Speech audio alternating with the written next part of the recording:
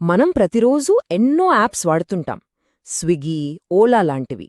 కాని వీటిని నడిపిస్తున్నదెవరు? అసలు ఈ యాప్స్ వెనక మనకు తెలియని ఒక విదేశీ శక్తి ఉందని తెలుసా? ఈ విశ్లేషణలో మన ఇండియన్ స్టార్టప్స్లోకి సైలెంట్గా వస్తున్న పెట్టుబడుల వెనుక ఉన్న అసలు కథ ఏంటో చూద్దాం. ఆకలేస్తోందా? వెంటనే ఫోన్ తీసి స్విగ్గీలో ఆర్డర్ పెట్టేస్తాం. ఎక్కడికైనా వెళ్ళాలా? ఓలా ఉందిగా, బుక్ చేసుకుంటాం. ఇక షాపింగ్ కోసం మీషో వాడుతుంటాం. భలే ఉంది కదా! ఇవన్నీ మన భారతీయ స్టార్టప్స్లని మనం చాలా గర్వంగా చెప్పుకుంటాం. కానీ అసలు ప్రశ్న ఏంటంటే, ఈ కంపెనీలు నిజంగా మనవేనా? వీటి వెనకాల డబ్బులు పెట్టింది ఎవరు? వీటిని కంట్రోల్ చేసేది ఎవరు? మనం ఈ యాప్స్లో చేసే ప్రతి ట్రాన్సాక్షన్ వెనకాల, ప్రతి ఒక్క ఆర్డర్ వెనకాల మనకు కనిపించని ఒక చెయ్యి పనిచేస్తోంది. దాన్నే మనం అదృశ్య హస్తం అనొచ్చు. ఆ చెయ్యి మరెవరిదో కాదు, జపాన్కు చెందిన ఒక చాలా పవర్ఫుల్ ఇన్వెస్టర్ది. మన ఇండియా సూపర్ ఫాస్ట్గా ఎదుగుతోందని మనం సంబరపడిపోతుంటే, తెర వెనకాల జపాన్ చాలా సైలెంట్గా 4.6 ట్రిలియన్ యెన్లు అంటే అక్షరాల కొన్ని లక్షల కోట్ల రూపాయల్ని మన మార్కెట్లోకి పంపిస్తోంది.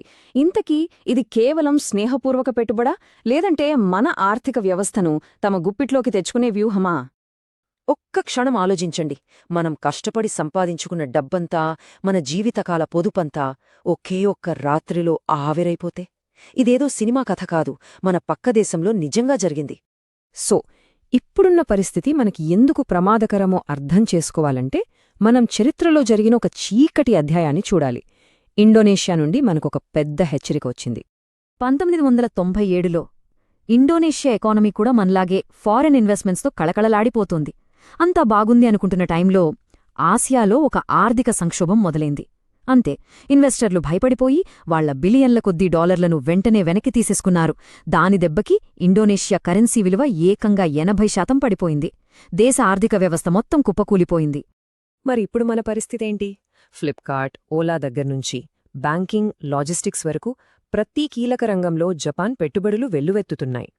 ఒకవేళ చరిత్ర రిపీట్ అయితే భారతదేశం మరో ఇండోనేషియాగా మారే ప్రమాదం ఉందా? ఈ పెట్టుబడులన్నీ మనలో ఎక్కడో ఒక చారిత్రక భయాన్ని రేకెత్తిస్తున్నాయి. ఆర్థిక నియంత్రణ ద్వారా మన దేశ సార్వభౌమాధికారాన్ని కోల్పోతామేమోనని, సరిగ్గా బ్రిటిష్ ఈస్ట్ ఇండియా కంపెనీ విషయంలో జరిగినట్టే. ఒక్కసారి చరిత్రను గుర్తు చేసుకోండి. బ్రిటిష్ వాళ్ళు కూడా మొదట వ్యాపారం పేరుతోనే మన దేశంలో అడుగుపెట్టారు. వాళ్లు తెచ్చింది డబ్బు. ఆ డబ్బే ప్రభావంగా మారింది. ఆ ప్రభావమే చివరికి కంట్రోల్గా పరిణమించింది. ఇప్పుడు కూడా పెట్టుబడి వ్యూహాలు దాదాపు అదే దారిలో వెళ్తున్నట్టు అనిపించడం లేదా? ప్రస్తుతం భారతదేశంలో ఫారిన్ డైరెక్ట్ ఇన్వెస్ట్మెంట్ చేస్తున్న దేశాల్లో జపాన్ 4వ స్థానంలో ఉంది. కేవలం టెక్ స్టార్టప్లే కాదు, మనం ప్రయాణించే మెట్రో రైళ్ల దగ్గరనుంచి ఎన్నో కీలకమైన ప్రాజెక్టుల వరకు జపాన్ పెట్టుబడులున్నాయి. సరే, ఈ జపాన్, భారతదేశం మధ్య ఉన్న కాంప్లెక్స్ బంధాన్ని ఇంకా సింపుల్గా అర్థం చేసుకోవడానికి వాళ్లనొక వ్యాపారి, ఒక పారిశ్రామికవేత్తగా పోల్చి చూద్దాం. జపాన్నే మనమొక అనుభవమున్న ముసలి వ్యాపారిలా ఊహించుకుందాం. ఆయన దగ్గర డబ్బుకు కొదవేలేదు, కుప్పలు తెప్పలుగా ఉంది. కాని ఆయన దేశంలో జనాభా తగ్గిపోతోంది, వయస్సు పెరిగిపోతోంది. సో అక్కడ పెద్దగా గ్రోత్ లేదు. అందుకే తన డబ్బుని పెట్టుబడిగా పెట్టి ఎక్కువ లాభాలొచ్చే మార్కెట్ల కోసం వెతుకుతున్నాడు. మరోవైపు భారతదేశం ఎన్నో ఆశయాలు, కలలు ఉన్న ఒక యువ పారిశ్రామికవేత్తలాంటిది. మన జనాభాలో 65% మంది 35 ఏళ్ల లోపు వాళ్లే. మన దగ్గర ఐడియాలున్నాయి, కష్టపడి పనిచేసే తత్వం ఉంది, రిస్క్ తీసుకోవడానికి భయపడం. కానీ ఆ ఐడియాలని నిజం చేయడానికి కావాల్సినంత డబ్బు లేదు. అయితే ఈ వ్యాపార బంధం కేవలం లాభం గురించే అనుకుంటే పొరపాటే. దీని వెనుక మనకు తెలియని ఒక పెద్ద భౌగోళిక రాజకీయ వ్యూహం దాగి ఉంది. ఈ పెట్టుబడుల అసలు లక్ష్యం లాభం సంపాదించడం మాత్రమే కాదు, ఆసియాలో రోజురోజుకీ బలపడుతున్నవాళ్ల ఉమ్మడి ప్రత్యర్థి అయిన చైనాని అడ్డుకోవడం. చివరిగా ఒక ప్రశ్న మిగిలి ఉంది. ఈ గ్లోబల్ చెస్ గేమ్లో, ఈ భౌగోళిక రాజకీయ చదరంగంలో భారతదేశం ఒక వ్యూహాత్మక భాగస్వామ్యా, లేక కేవలం ఒక పావు మాత్రమేనా? ఈ బంధం మన భవిష్యత్తును ఎలా ప్రభావితం చేయబోతోంది? ఆసియాలో ఓ రహస్య యుద్ధం జరుగుతోంది. ఓ పెద్ద వ్యూహాత్మక మార్పు మొదలైంది. ఈ 3 అగ్రదేశాల మధ్య అసలేం జరుగుతోంది? జపాన్ చైనాని వదిలేసి మన భారత్ వైపు ఎందుకు వస్తోందో ఆ కథేంటో ఈ విశ్లేషణలో వివరంగా చూద్దాం. అసలు ప్రశ్న అదే కదా. ఇన్నేళ్లుగా చైనాతో బలమైన సంబంధాలున్న జపాన్ ఉన్నట్టుండి ఇండియా వైపు ఎందుకు చూస్తోంది? ఈ పెద్ద మిస్టరీని మనం ఇప్పుడు ఛేదిద్దాం. రైట్, ఈ కథను పూర్తిగా అర్థం చేసుకోవాలంటే ముందు మనం జపాన్ లోపల ఏం జరుగుతుందో చూడాలి. వాళ్ళు ఎదుర్కొంటున్న ఓ పెద్ద సంక్షోభం గురించి తెలుసుకుందాం. ఓకే, ఈ మొత్తం వ్యవహారాన్ని చాలా సింపుల్గా అర్థం చేసుకుందాం. జపాన్నే ఒక ముసలి ధనిక వ్యాపారి అనుకుందాం. చాలా అనుభవం ఉంది, డబ్బు ఉంది, కాని ఇప్పుడు కాస్త నీరసపడ్డాడు. ఇక మన భారతదేశమేమో ఎనర్జీతో కొత్త ఐడియాలతో దూసుకుపోతున్న ఓ యంగ్ ఎంటర్ప్రెన్యూర్ లాంటిది. సో ఈ ముసలి వ్యాపారికొచ్చిన అసలు సమస్యంటో చూద్దాం పదండి. విషయమేంటంటే గత 30 ఏళ్లుగా జపాన్ ఎకానమీ ఎక్కడ వేసిన గొంగళి అక్కడే అన్నట్టుంది. దీన్నే లాస్ట్ డెకేడ్ అంటారు. అంటే కోల్పోయిన దశాబ్దం అన్నమాట. ప్రపంచమంతా ధరలు పెరిగిపోతున్నాయని బాధపడుతుంటే జపాన్లో మాత్రం విచిత్రంగా ధరలు తగ్గుతున్నాయి. దీన్నే డిఫ్లేషన్ అంటారు. వినడానికి బాగుంది కదా, కాని అసలు సమస్య ఇక్కడే ఉంది. అరే, రేపు కొంటే ఇంకా తక్కువకొస్తుంది కదా అని ప్రజలు కొనడం మానేస్తున్నారు. దీంతో మొత్తం ఎకానమీ ఒక విషవలయంలో చిక్కుకుపోయింది. ఒక్కసారి చూడండి, 1989లో జపాన్ స్టాక్ మార్కెట్ ఆకాశంలో ఉంది. కాని ఆ తర్వాత ఒక్కసారిగా కుప్పకూలిపోయింది. పాపం 30 ఏళ్లైనా ఆ దెబ్బ నుంచి ఇప్పటికీ పూర్తిగా కోలుకోలేకపోయింది. అంటే ఆ దేశం ఎంత పెద్ద ఆర్థిక సుడిగుండంలో చిక్కుకుందో అర్థం చేసుకోవచ్చు. డబ్బు సమస్య ఒక ఎత్తు అయితే, అంతకంటే పెద్ద సమస్య, వాళ్ల ఉనికికే ప్రమాదం తెచ్చే సమస్య ఇంకోటుంది.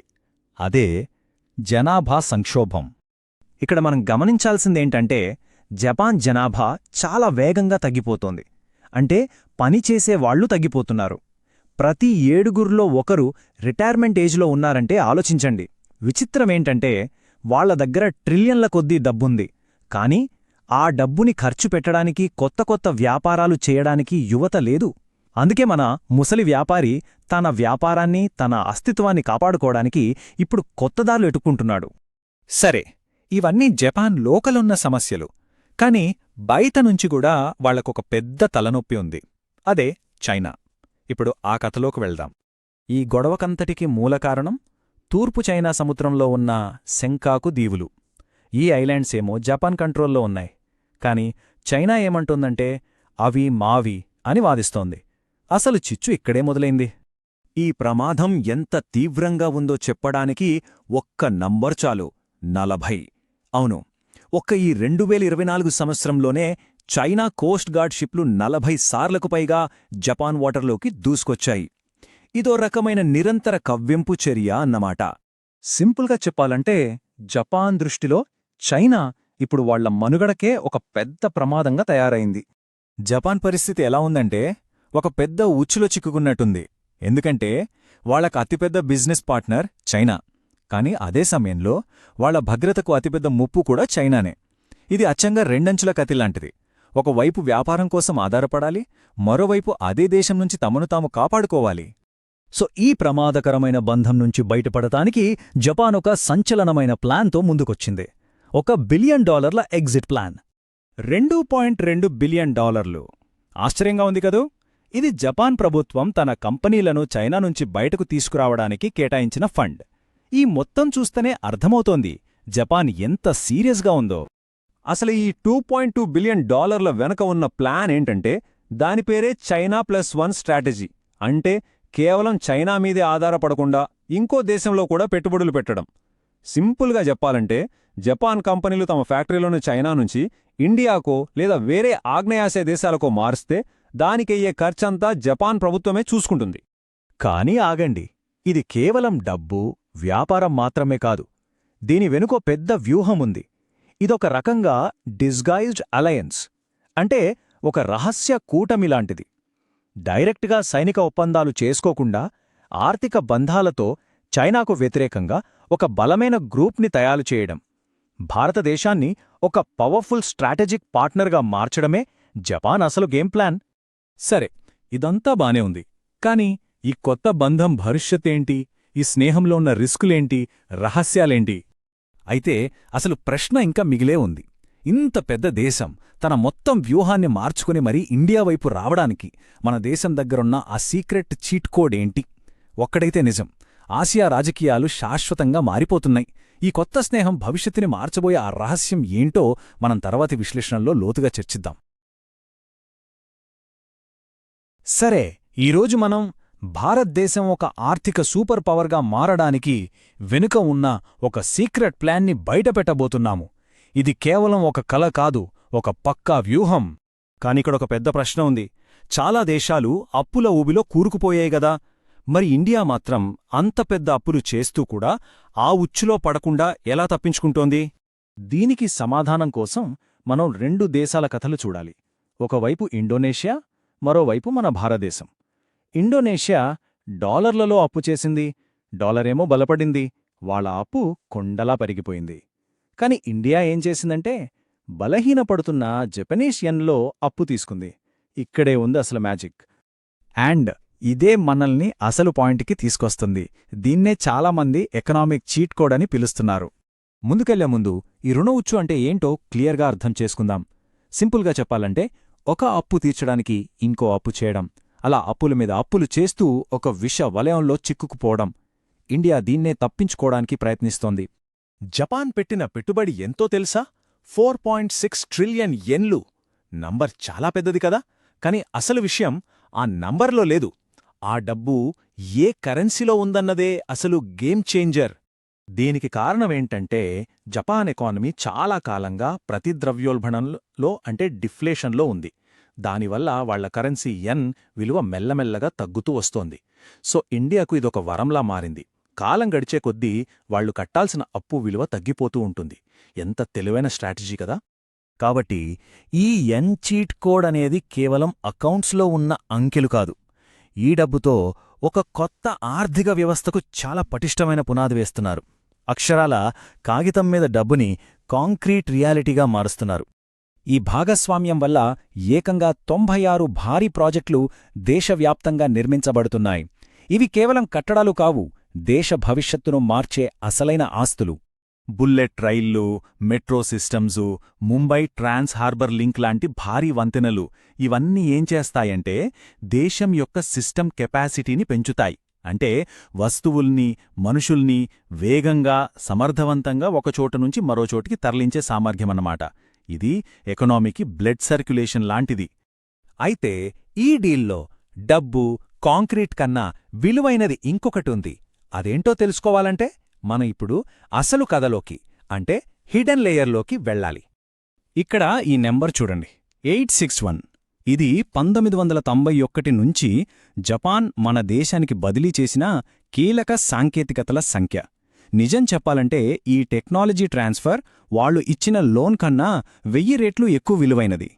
మనం ఇక్కడ మామూలు టెక్నాలజీ గురించి మాట్లాడట్లేదు. సుజుకీ నుంచి వచ్చిన లేటెస్ట్ ఆటోమొబైల్ ఇంజిన్లు, తోషిబా నుంచి ఈవీ బ్యాటరీ టెక్నాలజీ, ఇవన్నీ ఫ్యూచర్ని డిఫైన్ చేసేవే. గ్లోబల్ లీడర్స్ దగ్గర నుంచి డైరెక్ట్గా మనకు టెక్నాలజీ వస్తోందన్నమాట. అన్నింటికన్నా ముఖ్యమైన బదిలీ ఏంటో తెలుసా? కైజెన్. ఇది ఒక జపనీస్ ఫిలాసఫీ. సింపుల్గా చెప్పాలంటే నిరంతర అభివృద్ధి. ప్రతిరోజు ప్రతి ప్రాసెస్లో చిన్న చిన్న మార్పులు చేసుకుంటూ పర్ఫెక్షన్ వైపు వెళ్లడం. ఈ ఆలోచనా విధానం ఇప్పుడు ఇండియా ఇండస్ట్రియల్ కల్చర్లో భాగమవుతోంది.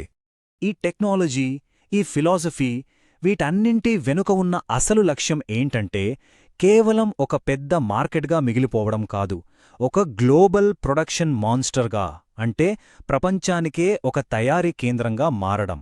అయితే ఈ గ్రాండ్ ప్లాన్ అంతా సాఫీగా సాగిపోతుందా? అంత ఈజీ కాదు. దీనికి కొన్ని పెద్ద సవాళ్లు, కొన్ని రిస్కులు కూడా ఉన్నాయి. ముఖ్యంగా 3 అడ్డంకులున్నాయి. 1, రెగ్యులేటరీ సమస్యలు, అంటే ప్రభుత్వ అనుమతులు, భూసేకరణలో ఆలస్యం. 2, స్కిల్ మిస్మ్యాచ్, అంటే మన దగ్గరున్న వర్క్ఫోర్స్కి కొత్త పరిశ్రమలకు కావాల్సిన స్కిల్స్కి మధ్య గ్యాప్. ఇక 3వది, ఇది చాలా డేంజరస్. ఒకవేళ జపాన్ వడ్డీ రేట్లు పెంచితే అప్పుడు ఈ చౌక అప్పు కాస్త ఒక్క రాత్రిలో పెనుభారంగా మారే ప్రమాదముంది. ఇక్కడే ఉందసలు పాయింట్. ఎంత పెద్ద ఇన్వెస్ట్మెంట్ చేసినా దాన్ని ఉపయోగించుకునే నైపుణ్యం ప్రజల్లో లేకపోతే అంతా వృధానే. సో ఇన్ఫ్రాస్ట్రక్చర్ మీద పెట్టినంత శ్రద్ధ ప్రజల స్కిల్స్ మీద కూడా పెట్టాలి. సరే, ఇప్పుడు మన దగ్గర అన్ని ముక్కలు ఉన్నాయి. Financial cheat code, 96 hard assets, 861 రహస్య ఆయుధాలు. వీటన్నింటినీ కలిపి చూస్తే మనకు ఏమర్థమవుతోంది? ఫైనల్ వర్డిక్ట్ ఏంటి? ఇక్కడ మనం అర్థం చేసుకోవాల్సిందేంటంటే జపాన్ మనల్ని ఆక్రమించుకోవట్లేదు, మనకు సహాయం చేస్తోంది. ఒక రకంగా చెప్పాలంటే భారతదేశం ఎదగడానికి ఒక నిచ్చెనను అందిస్తున్న ఒక స్ట్రాటజిక్ పార్ట్నర్. నిచ్చెనైతే రెడీగా ఉంది. అసలు ప్రశ్నేంటంటే భారతదేశం ఈ నిచ్చెనను ఎక్కుతుందా? ఈ అద్భుతమైన అవకాశం, ఈ టెక్నాలజీ, ఈ ఆస్తులు, వీటన్నింటినీ మన దేశం ఎంత వేగంగా, ఎంత సమర్థవంతంగా ఉపయోగించుకుంటుంది అనే దానిపైనే మన భవిష్యత్తు మొత్తం ఆధారపడి ఉంది.